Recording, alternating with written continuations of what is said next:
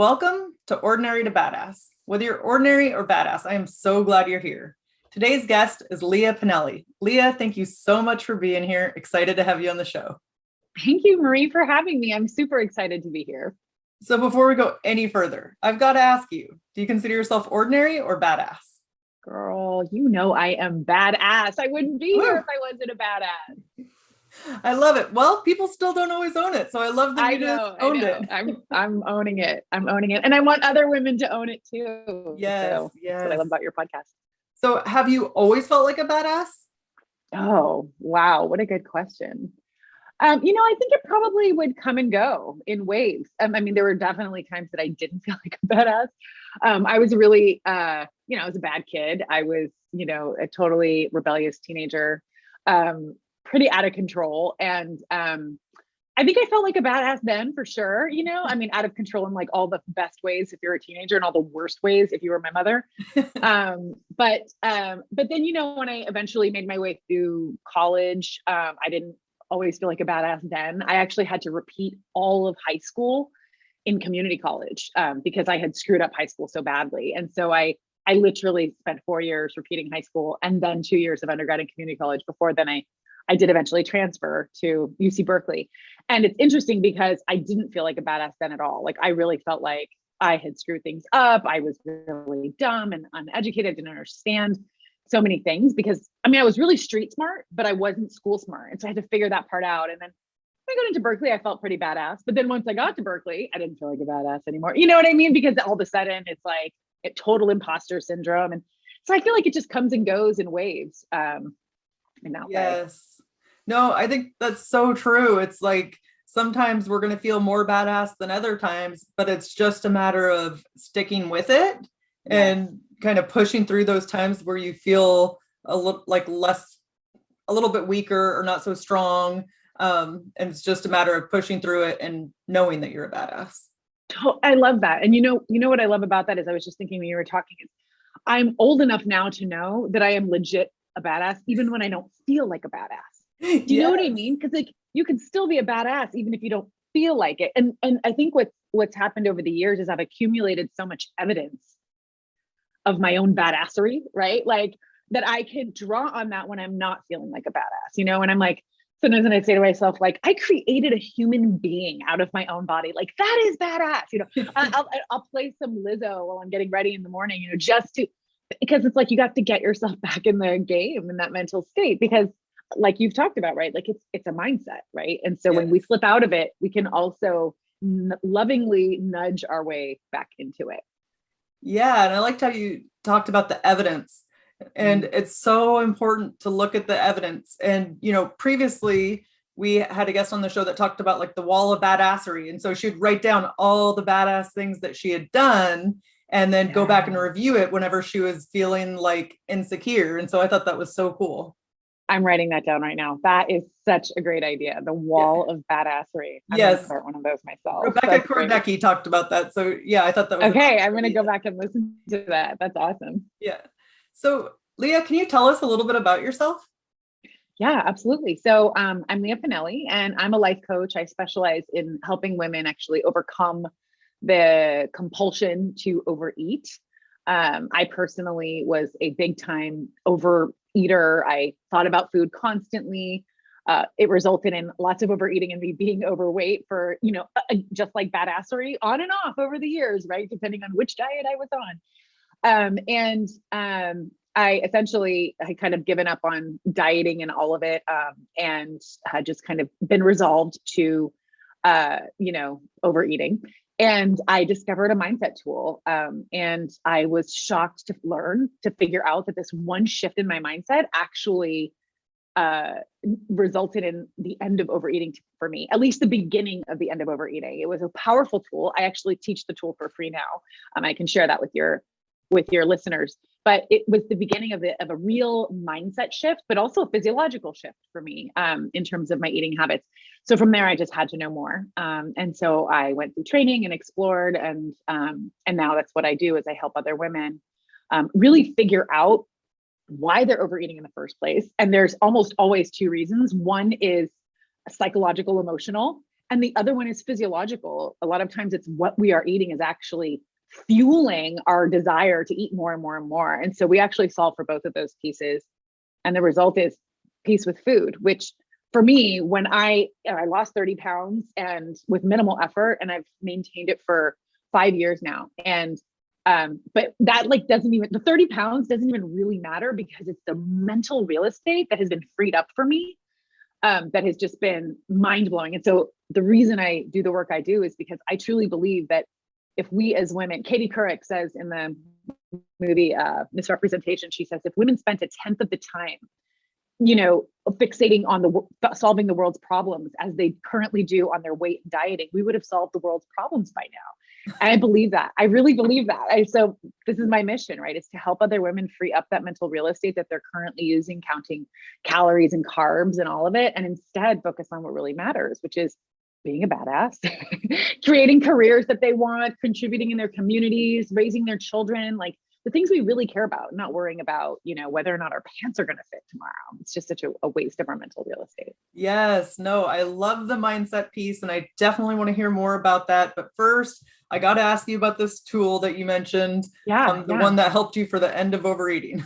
Yes.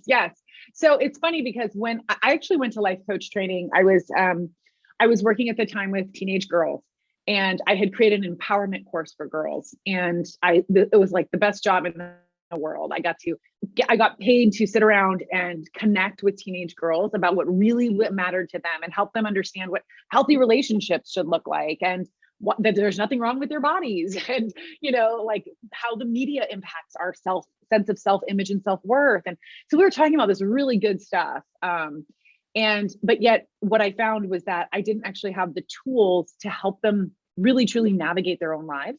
So I would, for example, you know, like girls would be talking about some crappy relationship that they're in with some loser boyfriend.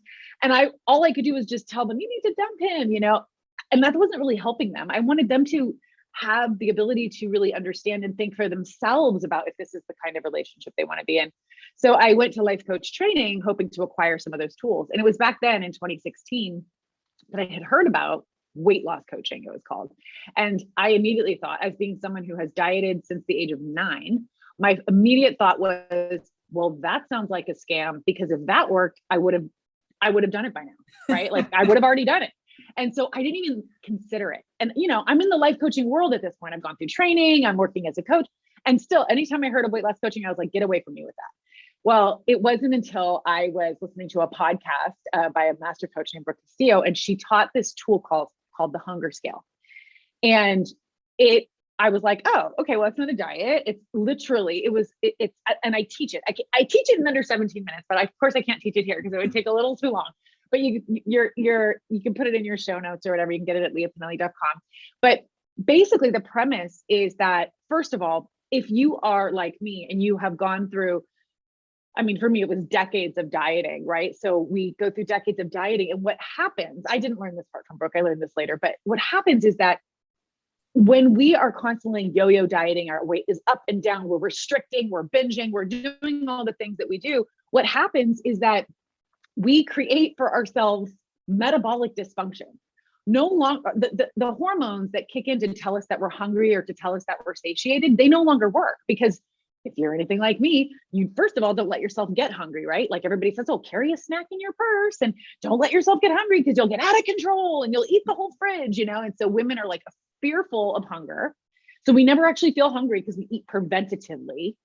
And then what happens is if leptin never kicks in, if ghrelin never kicks in to tell you that you're hungry, guess what else isn't going to kick in? Leptin, which is what signals the signal to tell you that you're full. So for me, I didn't have a full signal until I was stuffed. Like it was always like I was either empty or full. I was either starving or stuffed. And there was no real big difference. I could have a whole burrito in between starving and stuffed. And so when I learned this tool, which basically teaches you how to reestablish those hormonal kind of signals for yourself. And once you've reestablished those, and it doesn't take long, but once you've reestablished those, then you can actually, I'm actually physically hungry right now. And I know I'm physically hungry because I can feel it, or I'm feeling it in my head or my tummy or whatever it is. So now I know to eat. And then I also will be able to tell when I'm ready to stop eating before I've overeaten. And I want to be fully transparent. So I practiced that and I couldn't believe it because I lost 7 pounds just doing that. And I was like, whoa, what's happening here? I have to know more. Now I have clients who have lost up to 20 pounds just using that one tool. But I will be fully transparent with you, Marie, that for most people, it goes beyond that because we can all sit around and like just eat when we're hungry and stop when we're full. But what happens when we're stressed and we're like, I got to go get, for me, it was chocolate and popcorn, coffee. Those are the 3 things I need all together at once, you know?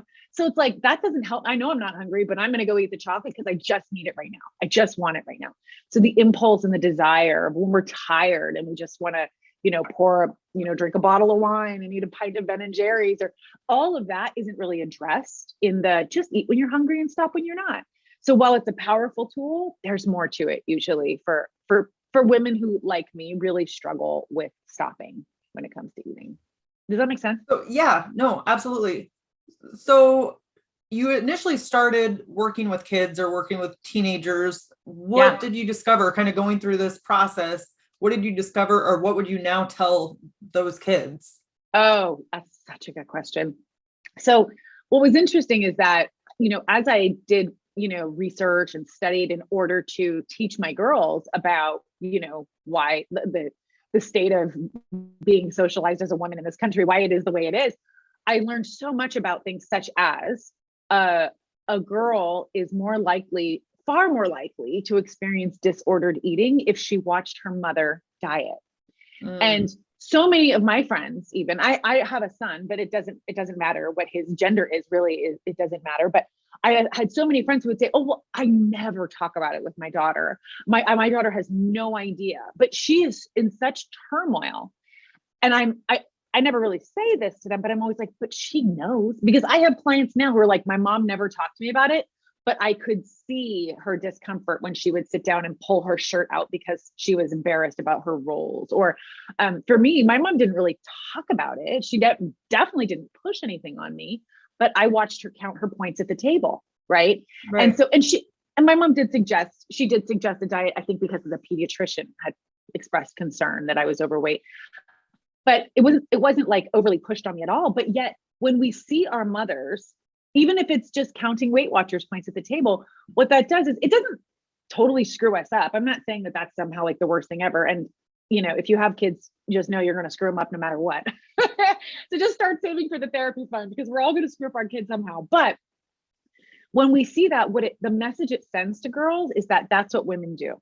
Women have to watch their weight. Women have to be careful with food. Women have to be fearful of weight gain. And women can't have, and a lot of it's the semantics. It's the language that we use when it comes to food. Like, this is so good. I'm so bad. I was so bad. I ate the cookies. Right. And so that messaging gets passed on to our girls. And it's like, oh, if I eat cookies, I am bad. Right. And as moms, like, we don't mean to, like, I definitely don't want to mom shame or mom blame here at all.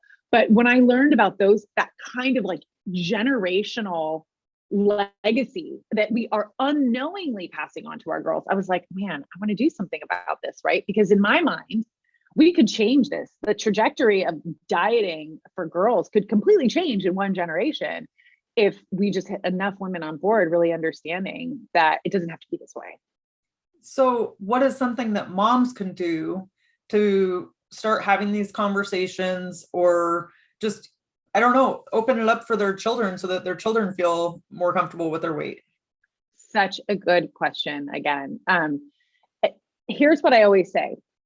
Actually, I have a whole podcast on kids and food, because one of the things that we do is because parents are often anxious about their own children from a very young age. I'm thinking about young children, anxious about them not getting the nutrients they need, because kids all of a sudden stop eating anything that came out of the ground and all they want to eat is like white food and all that stuff that happens. So then what we do as parents is we panic, and then we start to attach our emotional well-being to what they're eating. And I think that that's the first place that we really could start as parents, is really working hard to not attach our emotional well-being to what our kids are eating, because they pick up on that. And then of course they're going to use it as a power play, but also it really starts to load the experience of food. It loads it with emotion. And what my goal is, at least with my own child, is to really separate out my emotion from his eating experience. I mean, food and emotions go together, but I would like for them to go together in only positive ways, right? Like sitting down, having a meal together, breaking bread, like those are all great emotions. Let's keep those, but let's not add the stress and the pressure to it. So that's what I would say from early age. But then as kids get older, and like I said, I have a boy, and this can still impact boys. But I would say as they get older, I think that the most important thing that parents can do, and in particular women, is we have to actually get right with it ourselves. Because so many women think, if I just tell my daughter how amazing and perfect she is, just how she is, but your daughter knows that you don't think that about yourself, that is completely undermining your message. She doesn't believe you. You know what I mean? She's like, yeah, mom, you're saying I'm all perfect, but you don't even think that you're that great. And I think you're great. So why would I trust your assessment of me? Right. And so it's really about modeling self-respect, self-love, self-worth.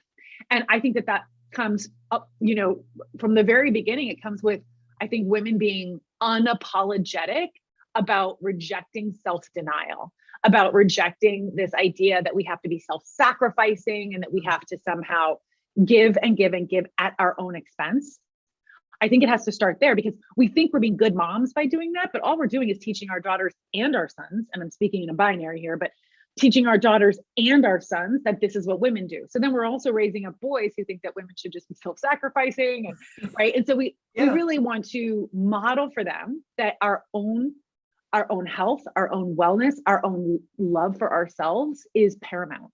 And so I think that when I say that we model that for them, I think that starts with your mindset, right? It starts with really truly believing. I know it's easy to say that, right? Well, just believe that you're worthy. But I think it actually then starts with doing that work of working with someone, if that's necessary, or having a team or a group of people that you are elevating your own self-image with, so that you can actually be the person that you want your daughter or son to be. You can actually model that for them in a very authentic way, and not just talk the talk, but actually walk the walk. Yes. And I think it's so important to have mentors and people around you who have gone through these experiences and come out the other side, like not just take advice from everybody, who hasn't solved the problem, Right. Or feel like you got to struggle yourself until you finally figure it out, when you could go much quicker with a mentor. Yes, absolutely. That is exactly it. That's what I always say to people. I'm like, you can read a million self-help books and you can figure it all out, but you're going to accelerate your results, if you just get on board with somebody who's just a little further down the path than you are. Right. Yep. Absolutely. So earlier you talked about about the tool and how it didn't necessarily work for the stressful times. And so what do we do when the stressful times come up and all we want to do is like grab the brownies or grab, what is another way that we can solve that problem instead of binging on food?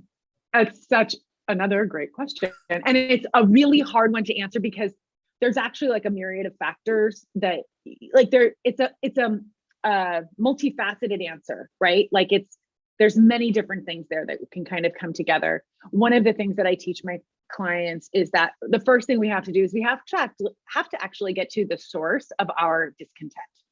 Because I'll give you an example. I was an overeater forever, but most recently I was working as a high school administrator of a major high school. I was a dean, and I really hated my job. But I loved the kids. But the job, I was doing discipline all day long, and it wasn't aligned with my values. And so it was an intense job.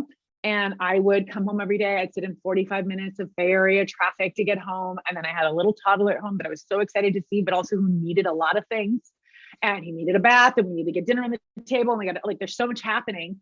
And I was exhausted, and I was so dissatisfied.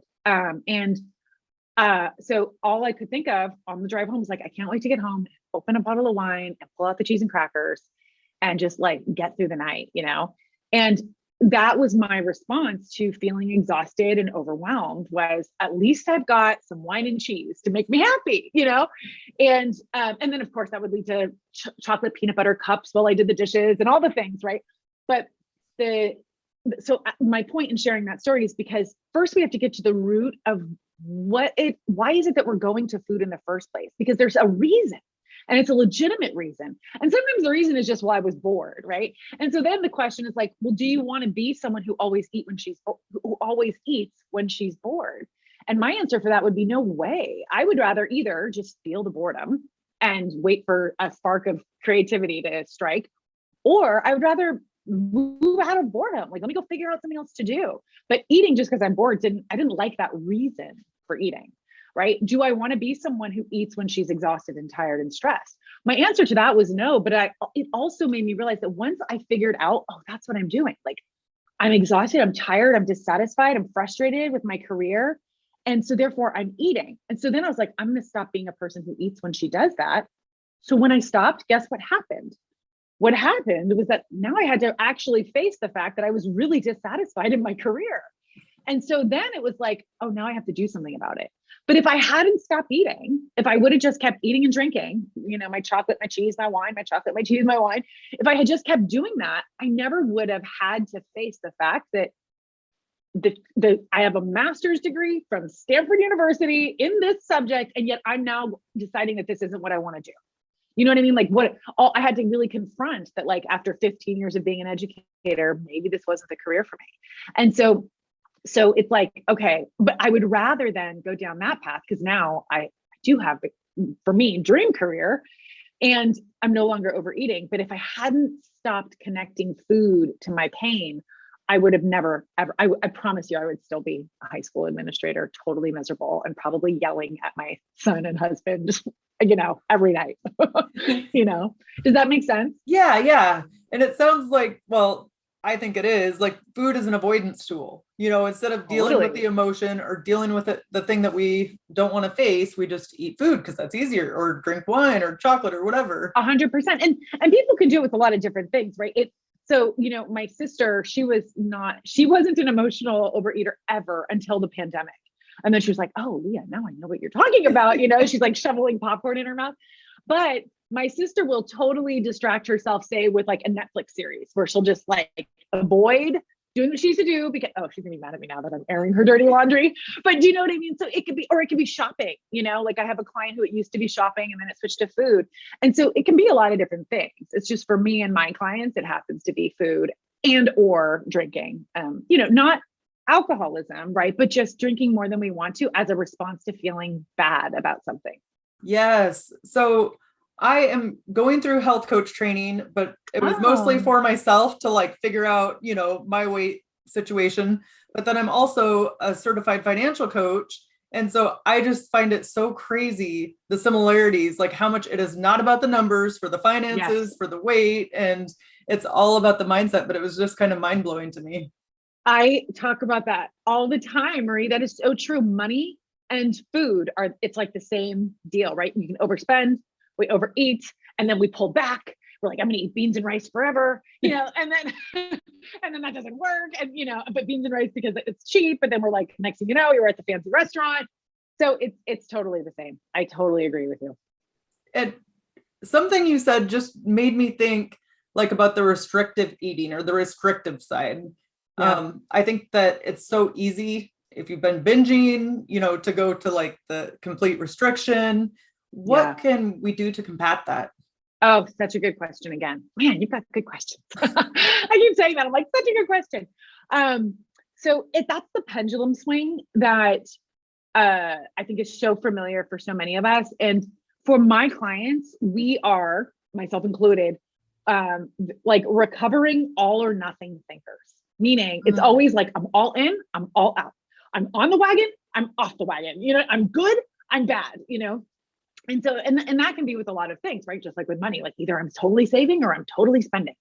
And so that all or nothing thinking actually gets us into quite a bit of trouble because it's permissive thinking. Ultimately, it's basically saying either I'm going to do it and I'm going to go all in, but then the minute that I slip up, the minute that, my partner comes home with a pizza, The minute that I forget and eat something, the minute that I don't have access to, what I had planned to eat today, well, then I call it getting a case of the F it's, right? Where you're like, oh, well, F it, I already had one piece of pizza. I might as well have six, Right. or I already had a glass of wine, so I might as well order the cheesecake.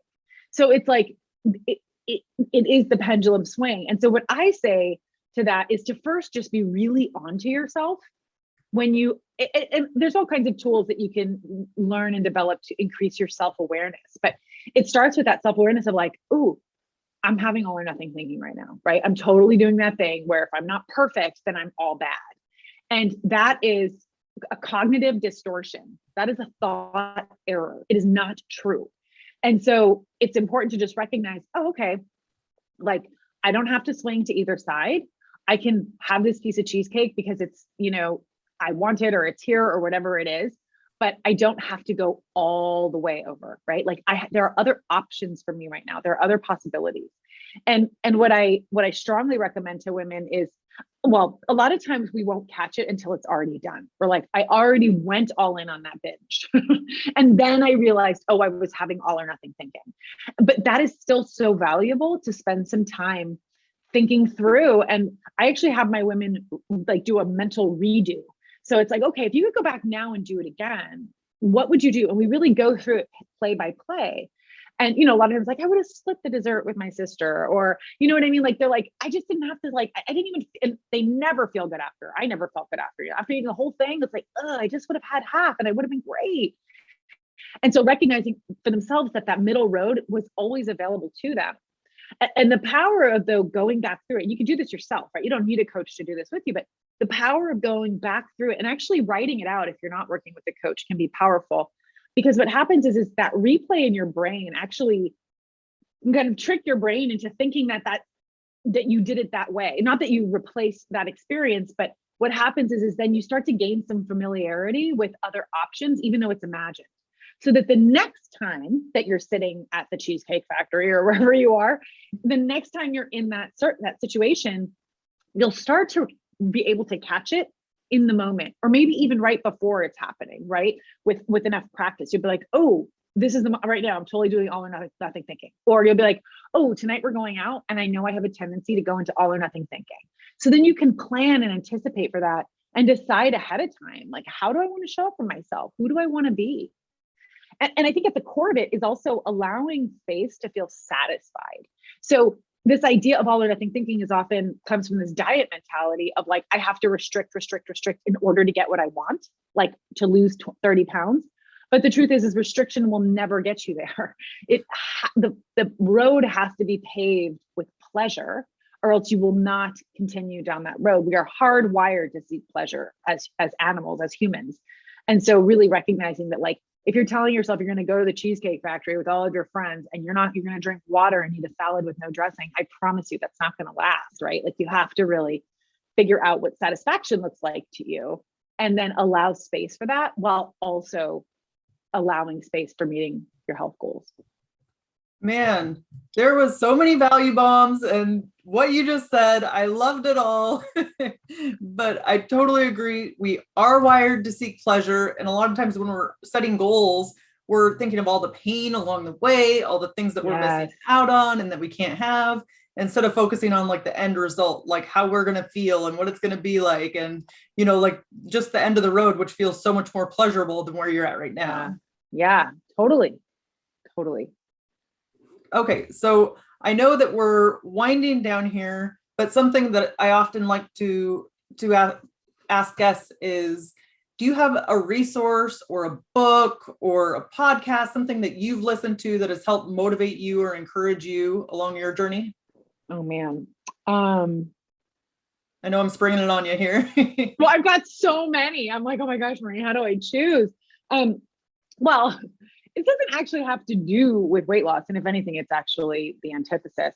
But the number one book that I recommend to everyone always, there's two. Number one is Untamed by Glennon Doyle. Because I think that goes back to so much of what we were talking about actually earlier, which is just this sense of self-worth and worthiness, and you were born worthy. And I feel like that really, that book just gets at the foundation that I feel like we as women, we need more of that, more permission giving, more, one of my favorite words is unapologetic, right? And I feel like Glennon Doyle in that book is totally unapologetic. That's also why I love Lizzo, right? Because she's so unapologetic. So I would say those. Another book that I strongly recommend is James Clear's Atomic Habits for habit building. Such a good one. And then in terms of podcasts, I listen to so many podcasts, but the first one that comes to mind right now is she's another life coach. Her name is Cara Lowenthal, and she has a podcast called Unf Your Brain. But the U is spelled with an asterisk.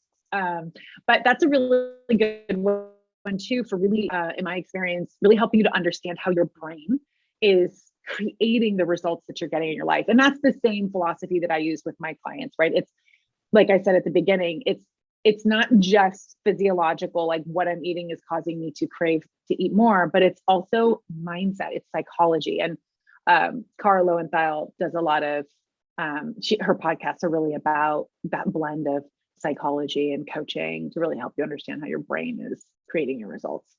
Yes, thank you. I will add those to the show notes so everybody can check them out. And let's end with a tip to encourage women who are in the arena fighting for the life that they want. Oh, so good.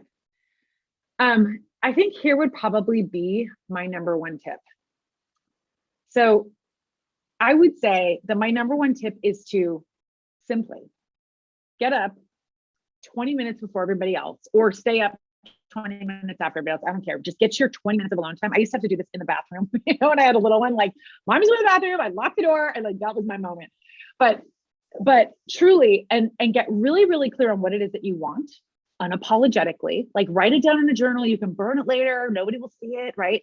But then I think that my number one tip would be to go after what it is that you want, fully ready to be totally uncomfortable the entire time.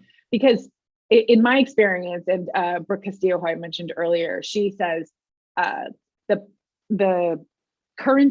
discomfort is the currency of your dreams. And discomfort is, in my mind, the pathway, because it's really uncomfortable to step outside of your comfort zone. That's kind of the definition of a comfort zone, right? And so when we're stepping outside of it, it's super uncomfortable. And our brains immediately want to like set off alarm bells to be like, something's wrong, we're uncomfortable. But the thing is that discomfort is actually the pathway to get you there. And so if you are willing to feel discomfort, then you're unstoppable. But if you're unwilling to feel discomfort, you won't ever get there. You're going to stay in your comfort zone. And I know that sounds maybe like, well, obvious, but I don't actually think that most people are willing to feel the discomfort. So we stay comfortable. We keep watching the Netflix and drinking the bottle of wine and eating the cheese. And, like we just stay there because it's really comfortable. But if you're willing to be uncomfortable, like I was, right, when I had to actually face that, like if I remove the wine and the cheese and the chocolate, I have to actually look at what's making me uncomfortable, which is my current life choices. And I want to do something about that. And then how uncomfortable that was to actually change careers and change all of it. But at the same time, like it got me to my goal, right? And it was super uncomfortable the whole way through. So not allowing ourselves to be deceived into thinking that it's supposed to be all fun and games. You can make discomfort fun. You can laugh at it. You can have fun with discomfort, but it's still really uncomfortable. And so if you're just willing to feel it, you're good to go. Go to beers, listen to Lia, feel discomfort, be unstoppable, be your badass self. Just don't be afraid to feel the discomfort. So I love that. All of it. I love it. So Lia, how can we connect with you? You can find me at liapinelli.com. My name is spelled Liapinelli. And there you can find that free 17-minute training. I'm also on Instagram at Lia Pinelli. I'm on Facebook too, but less so these days. And I have a podcast called The Life You Crave Podcast, which you can find anywhere that you get your podcasts, or you can find that on my website as well. Okay, I will add that to the show notes. Thank you so much, Lia. You've been a total badass and I've enjoyed hearing your story. Yay. Thank you so much, Marie, for having me. This was so fun. And with that, we'll end our show. To all the badass women out there staying in the arena, wherever you are, whatever you're doing, own it and get after it.